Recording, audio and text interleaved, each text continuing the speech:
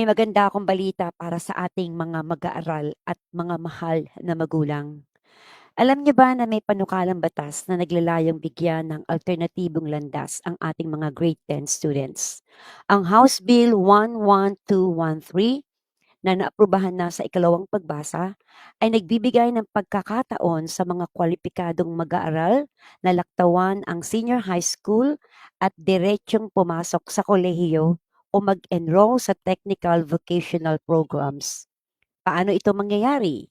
Sa pamamagitan ng isang honors exam or advanced placement examination. Kapag naipasa ito ng isang grade 10 completer, maaari na siyang magpatuloy sa kolehiyo nang hindi na dumadaan sa grades 11 at 12.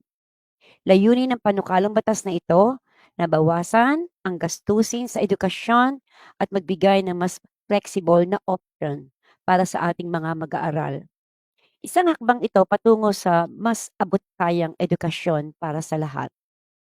Para sa karagdagang impormasyon, huwag mag-atubiling magtanong sa inyong mga guro o bumisita sa opisyal na website ng Department of Education. Maraming salamat at patuloy tayo magtulungan para sa mas maliwanag na kinabukasan ng ating mga kabataan.